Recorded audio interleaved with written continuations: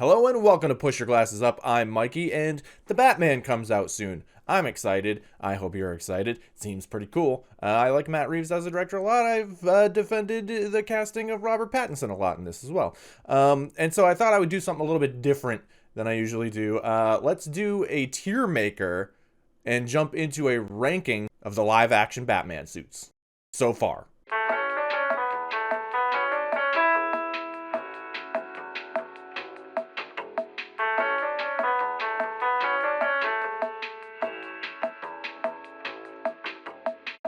I say so far because it's, I'm not going to rank the Robert Pattinson one right now because it is, the movie's not out yet, so I haven't had a chance to really see it in all of its glory. I've only seen it in trailers and certain stills and stuff, so, we're going to rank everything this is like before that. So, this is what I've got. Everything so far, going back all the way to the serials here.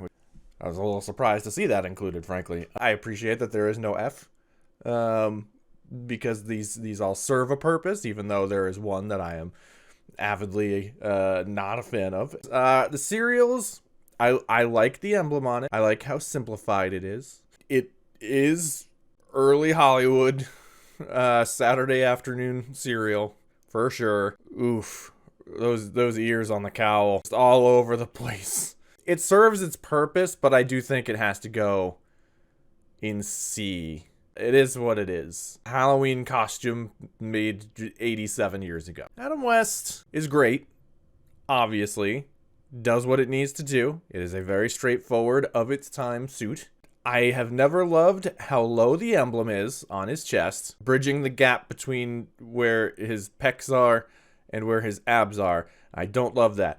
But it's good. It's a very good suit. It's better than the serials one, for sure, just because of the shape of the cowl, which you don't really see it in this as much. But and then you got the eyebrows drawn on too. Like I do like that. It made it look very much like the comic for at the time. So I think this goes B. It's a very serviceable suit on a budget, for sure. But now we get into the kind of wild stuff, and this is where people are probably going to be upset with me on this. Michael Keaton suits. They both have things that I like a lot, and one of them is S tier, one of them is A tier. I have to work through which one is which.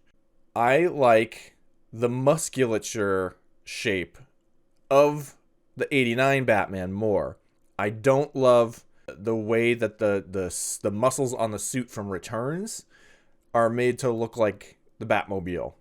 There's a little too on the nose for me for that. The emblem is better on Returns, although it is an iconic of its own thing on 89 with the two extra little tail points there. I like the cape more on Returns. It just cuts a better silhouette. Can't see them in these pictures, but the cowl is better on Returns. It's not as rounded, and it just kind of goes straight up for where the ears are. But the musculature on 89 is so much better. I think because of the way that the silhouette is cut and the way that the cape drapes sort of to the side and then down instead of just down, I think this goes A. 89 goes A, and Returns goes S. See, I like the body shape more on 89. And that's frustrating, because if it had the emblem and cape, and for sure the cowl, but if it just had the emblem and cape from Batman Returns on this one, now we get to post Keaton. Val Kilmer's first suit actually does what I want with these two suits. The problem is it falters in materials. It does have the more straight up and down cowl, like going up to his ears. It has the musculature more like 89 Batman. It has the emblem that is more like Batman Returns, and it is a little elongated horizontally, which I appreciate more. It's a little less circular, a little more oval. The problem gets into materials, because you see on these ones, like, there's reflectiveness in the suit, especially on 89. And then because the cape is more leather, it doesn't reflect as much. It's not, it's a little more matte. It's not fully matte, but it's like a little more matte. Because the Val Kilmer like first suit is like oil slick shiny, but then they also add in like a satin cape basically. The whole thing is just very, very silky and reflective. And that's a little too much for me. So I do think this has to go. These are going to be kind of subdivided as well. Like they're going to be, the ones that are at the top are like the top of this rank. So like S will have a 1, 2, 3, whatever. A will have a 1, 2, 3, whatever. That's how I'm going to do that. It's not just the groupings. I'm going to say the Val Kilmer suit is high B because it just does like, it almost did what these needed to do. The Val Kilmer sonar suit, I think that's what it's called. This suit is fine. It's not great. Again, I don't love the fact that it looks like a layer on top of another layer. It just doesn't, like, it looks like he's wearing some sort of overshirt that has holes cut out for each individual ab to stick out. I don't love that. It's a little too silvery for me, which through the rest of this 90s Batman stuff is a problem for me in general. It just keeps happening. I think I prefer Adam West over this, even though this cuts a better silhouette just because it is the more like sculptured suit. I do think that this needs to be pulled back a little bit. George Clooney. We're not ranking George Clooney as Batman. I do think this suit is better than the sonar suit. It has a better silhouette and the musculature is a little more basic and it's got good definition. Look at the shoulder. Look at the shoulder into the upper arm. That's good. That's good definition. I think this is safely above the sonar suit, but not great. The antifreeze suit is terrible. It's just terrible. This is what I was saying before about one suit being really bad. It's this suit. It's just so much. There's not even much I can say about it. You can see it. That's a bad suit. There's too much going on that suit. It's not even like cutting a good silhouette because it just looks like things are like on top of his arms in random spots. What is this? What is all this going on? And you can't even see it, but there's the cod piece too, which was a highlighted part of that suit. Now we're on to Christian Bale. Batman Begins suit is good, but I don't think it's great. I think in general, it's a decent design. I like the sort of brushed gold of the belt, but there's some issues I have with the way it fits. It almost looks like if he moves the wrong way, it'll like cave in a little bit. It looks like it's not up against his body. The fact that it looks more just like rubber. I'm not saying these don't look like rubber, but these look like they're up against their torsos, the way that they're sculpted. This looks like it's too big for him. Even though Christian Bale got huge for this movie, it looks like it's bigger than his body is. So if he were to bend the wrong way, it looks like it would fold over itself weirdly. I do, like I said, I like the sort of brass or brushed brass of the belt, but we get that in the next suit too.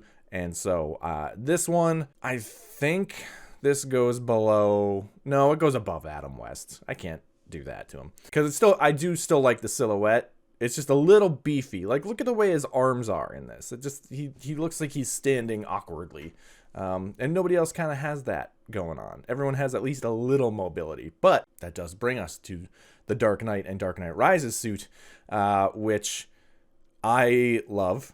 This is an S for me, and as of right now, it is the top one in S. It has the belt that I like from the last suit. A little bit modified, but basically the same belt. But mostly, it's the silhouette. I love the silhouette of this suit. I really appreciate that they built it into the story because he could not move his head around like most of the Batmans before him.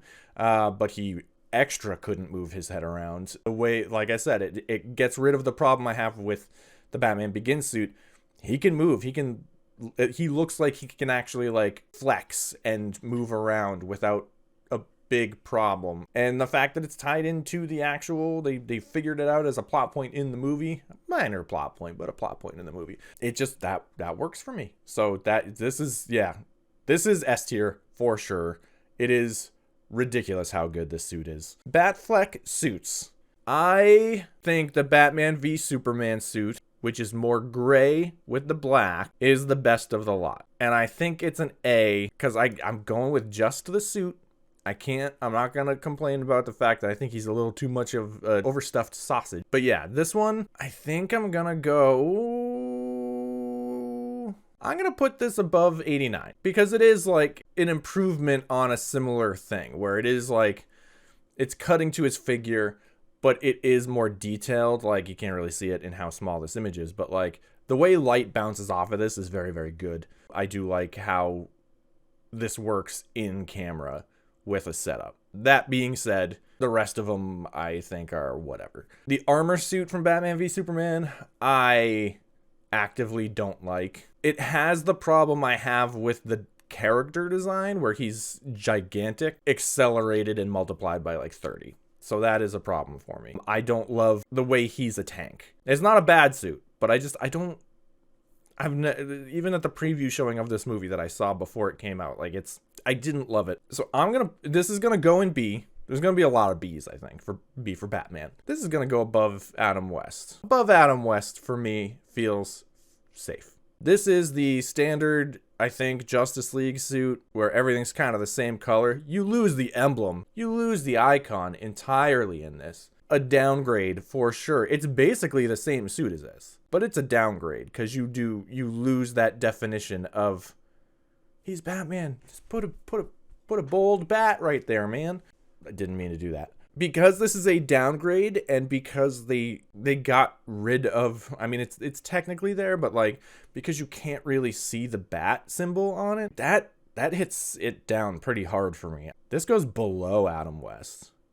It's not as low as George Clooney, but like, that's harsh to me. Like, to go from this to this is a bummer. Too much like rich blue going on. This suit starts to get a little bit of the 90s specialty suit problem to me again. He's wearing Oakleys. The high color contrast accents are just a little too much. I mean, you can see the icon. That's better. You can see the symbol. I think this has to go below that one. And this doesn't have it, but like the Nightmare Batman suit, I would probably put above Val Kilmer right here. I think it's a cool image, but I'm kind of like, why does he need a duster if he's wearing armor? That it's just there's in story things that I am not in love with that suit, but it looks pretty cool. I would put it at the top of B for this list. I believe this is Gotham. I'm gonna say that goes at C. It's whatever, it's fine. There's better early Batman suits, I think. Before he actually gets the full suit up in Batman Begins, just wearing like the burglary stuff, I think is better than what Gotham managed to do. And then this is Batwoman, I believe. I can't see this image. A little too ill-defined in such a small picture and how much shadow is in it. But I'm gonna guess it's still better than the George Clooney one there, because that's just the worst. And then there is the one from Titans, which, if I recall, is fairly generic as well. I would probably go somewhere, between these two as well. But yeah, that is, if you know me, I think it is safe to say that this is roughly where it would all come out. B for Batman for sure. Lots of B going on in here. But yeah, the Dark Knight suit is just the undeniable one, the one that I had I didn't have to debate like the Keaton suits. The Dark Knight suit, that is the top tier for now. If, we'll see how the Batman one goes, but for me, this is for sure the best suit Batman has had on the big screen so far. Thanks for watching. We have podcasts reviewing movies. We have trailer reactions, so please watch those, listen to those podcast services on this very YouTube channel as well. And until next time, bye.